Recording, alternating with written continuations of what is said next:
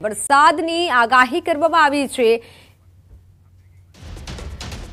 अन्य समाचारों पर नजर करिए तो आजादी बाद पहली बार स्पीकरनी चूंटણીની જાહેરાત થશે। ચૂંટણી થશે ઓમ બિરલા સામે કે સુરેશ મેદાને છે। લોકસભાના સ્પીકર પદની ચૂંટણી છે। મહત્વનું છે કોંગ્રેસે કે સુરેશને મેદાને ઉતર્યા છે। आजादी बाद पहली बार स्पीकर पदनी चूंटणी थशे। ओम बिरला सामे के सुरेश मैदाने छे। 11 वागे आ चूंटणी थवानी छे। मात्र थोड़ीक ज वारमां हवे चूंटणी थशे। महत्वनुं छे के आजादी बाद पहली बार आ रीते चूंटणी थई रही छे। ओम बिरला सामे कोंग्रेसे के सुरेशने मैदाने उतर्या छे। तो आजादी बाद पहली बार स्पीकर पदनी चूंटणी सवारे 11 वागे स्पीकर पद माटे मतदान थशे। ओम बिरला सामे के सुरेश मैदाने छे। कोंग्रेसे के सुरेशने मैदाने उतार्या छे। महत्वनुं छे के हवे थोड़ीक ज वारमां आ चूंटणी योजावानी छे अने सर्वसम्मतिथी जेना पण नाम पर मोहर लागशे ते स्पीकर पद माटे मान्य गणाशे, स्पीकर बनशे। आजादी बाद पहली बार आ रीते स्पीकरना पदनी चूंटणी थई रही छे।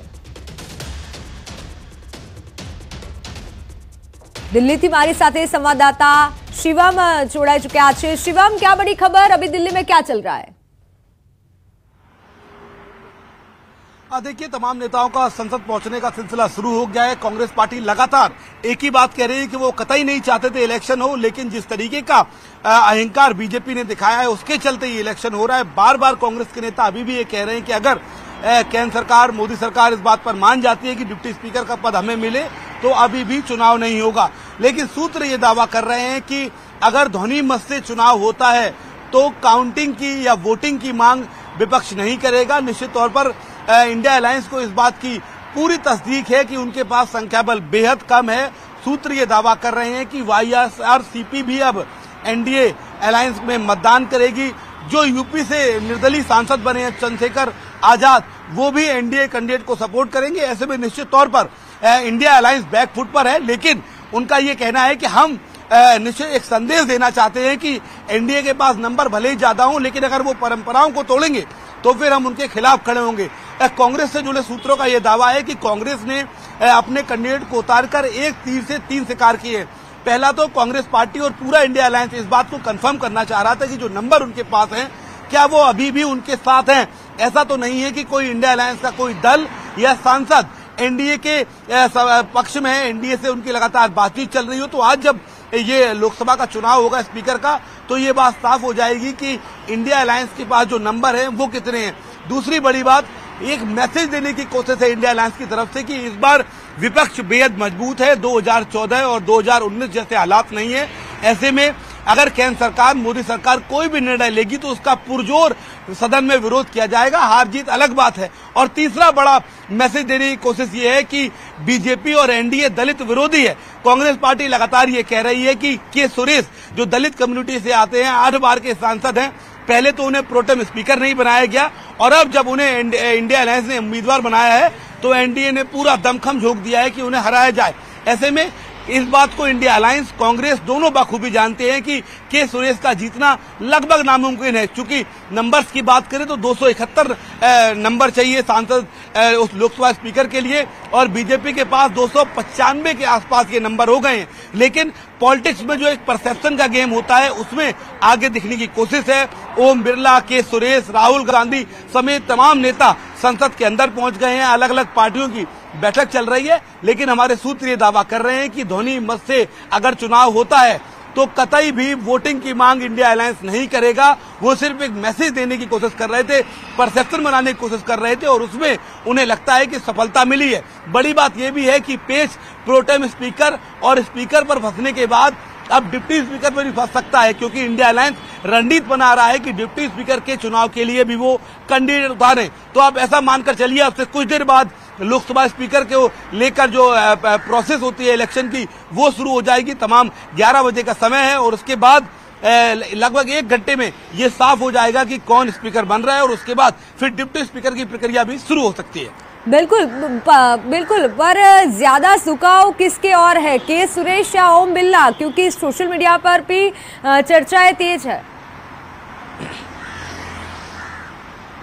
देखिए, निश्चित तौर पर ओम बिरला आगे हैं। न सिर्फ उनके पास सांसदों की संख्या बहुत ज्यादा है, बहुमत से काफी आगे हैं, बल्कि एनडीए कल से लगातार प्रयासरत थी। जो इंडिपेंडेंट एमपी जीतकर आए हैं उनसे भी संपर्क किया गया था। इसके अलावा जगन मोहन रेड्डी की जो आंध्र प्रदेश की पार्टी है YSRCP, उसने भी ऐलान किया था कि उसके जो 4 सांसद हैं वो भी एनडीए के पक्ष में वोटिंग करेंगे। तो निश्चित तौर पर इस समय एनडीए के ओम बिरला का पलड़ा भारी है, लेकिन कांग्रेस पार्टी हो, इंडिया अलायंस हो, वो लगातार ये कहते रहे कि जीत और हार का पैमाना कतई नहीं है। वो कैंडिडेट देकर एक मैसेज देना चाहते हैं कि केंद्र सरकार ने जो स्वस्थ लोकतंत्र की परंपराएं रही हैं कि स्पीकर सत्ता पक्ष का होगा, डिप्टी स्पीकर विपक्ष का होगा, उसको पूरा नहीं किया है, परंपरा को तोड़ दिया है। इसलिए हमें मजबूरी में कैंडिडेट उतारना पड़ रहा है। आप ये समझिए कि अब मैच 2 से 4 मिनट में इलेक्शन की प्रक्रिया शुरू हो जाएगी। उसके बावजूद अगर कांग्रेस के नेता बार बार इस बात पर जोर दे रहे हैं कि वो अभी भी अपने कैंडिडेट को वापस ले सकते हैं अगर डिप्टी स्पीकर की पोस्ट मिले, तो ये लगभग साफ है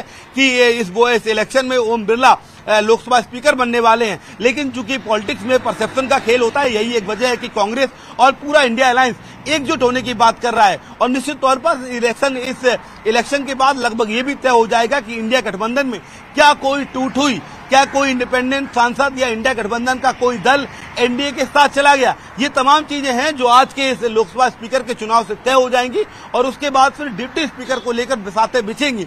कहीं न कहीं एनडीए इस बात को लेकर पूर्ण आश्वस्त है कि ओम बिरला स्पीकर बनेंगे, वो इतिहास रचेंगे लगातार दूसरी बार स्पीकर बनकर। लेकिन कांग्रेस और इंडिया अलायंस के तमाम बाकी दल हैं, चाहे वो आरजेडी हो, एसपी हो, टीएमसी हो, डीएमके हो, वो सब बार बार ये कह रहे हैं कि भले ही ओम बिरला जीत जाएं, लेकिन हम लोकतंत्र में ये मैसेज देना चाहते हैं कि अब केंद्र सरकार की तानाशाही नहीं चलेगी। ऑपोजिशन पिछले 10 साल में पहली बार मजबूत है। राहुल गांधी को एलओपी चुना गया है। ऐसे में संसद में अब ऑपोजिशन एकजुट होकर अपनी आवाज उठाएगी और निश्चित तौर पर केंद्र सरकार को, पीएम मोदी को कड़ा संघर्ष करना पड़ेगा अपना कोई भी फैसला पूरा करने के लिए। बिल्कुल, पर चर्चा ऐसी है कि बीजेपी और एनडीए दलित विरोधी है, इसलिए पसंद नहीं करती के सुरेश को। देखिए, बिल्कुल प्रोटेम स्पीकर को लेकर कांग्रेस पार्टी और पूरा इंडिया अलायंस बार बार ये कहता रहा कि के सुरेश सबसे सीनियर मेंबर हैं। वो 8 बार संसद में चुनकर आए हैं। के सुरेश के अलावा कोई ऐसा नहीं है जो 8 बार चुनाव गया हो, लेकिन उसके बावजूद बी मेहताब को प्रोटेम स्पीकर बनाया गया क्योंकि के सुरेश दलित कम्युनिटी से आते हैं। बीजेपी और एनडीए दलित विरोधी है और यही एक वजह है कि अब स्पीकर के पद पर भी इंडिया अलायंस ने के सुरेश को उतारा है। वो लगातार एक मैसेजिंग की कोशिश है कि के सुरेश दलित हैं, इसलिए एनडीए उसका विरोध कर रहा है। और ये पहला वाकया नहीं है जब इंडिया अलायंस ने ऐसा कोई डिसीजन लिया हो। यूपीए के समय मीरा कुमार को राष्ट्रपति पद के लिए उतारा गया था, वो भी दलित कम्युनिटी से आती हैं। तब ये कहा गया था कि वो दलितों का फिर एक बार अपमान हुआ है। उसके पहले अगर आपको याद हो तो सुशील कुमार शिंदे जो महाराष्ट्र कांग्रेस के नेता हैं, वो भी दलित कम्युनिटी से आते हैं, उनको भी वाइस प्रेसिडेंट पद के लिए खड़ा किया था। तो कहीं ना कहीं बिसाते पॉलिटिक्स में लगातार बिछती रहती है। कोशिश ये होती है कि प्रधानमंत्री मोदी को, बीजेपी को, एनडीए को दलित विरोधी बताया जाए। और आज एक बार जब के सुरेश को फिर से उतारा गया है तो पूरे कांग्रेस का, पूरे इंडिया अलायंस का ये मत है। वो बार बार ये कह रहे हैं कि हम चाहते हैं कि एक दलित कम्युनिटी से लीडर आगे आए, स्पीकर बने। लेकिन बीजेपी और एनडीए चूंकि दलित विरोधी हैं, इसलिए वो के सुरेश को पसंद नहीं करती हैं। हमारे सूत्र बार बार ये दावा कर रहे हैं कि आज होने वाले इलेक्शन में ध्वनि मत से अगर चुनाव होता है तो इंडिया अलायंस वोटिंग की मांग नहीं करेगी, यानी कि वो वोटिंग से दूर रहेंगे और ऐसे में ध्वनि मत से ही चुनाव हो जाएगा, जिससे प्रॉपर नंबर गेम जो होता है वो भी सामने नहीं आएगा। शिवम, चुनाव की शुरुआत कब होगी, कितने बजे? देखिए, 11 बजे का समय निर्धारित किया गया था। सभी पार्टियों ने अपने अपने सांसदों के लिए व्हिप जारी किया था। लगभग अब से 15 से 20 मिनट बाद वोटिंग के लिए जो तमाम सदस्य पहुंचेंगे, जो प्रक्रिया होती है 11:15 बजे की टाइमिंग दी गई है, तो तब ये प्रक्रिया पूरी शुरू होगी। देखना ये बहुत महत्वपूर्ण हो गया है कि क्या ध्वनि मत के जरिए ये इलेक्शन होगा लोकसभा स्पीकर का, क्योंकि भारतीय इतिहास में ऐसा दूसरी बार हो रहा है, या फिर वोटिंग होगी। अगर वोटिंग होती है तो निश्चित तौर पर यह भी देखना होगा कि एनडीए का Shri Rajnath Singh to second the motion.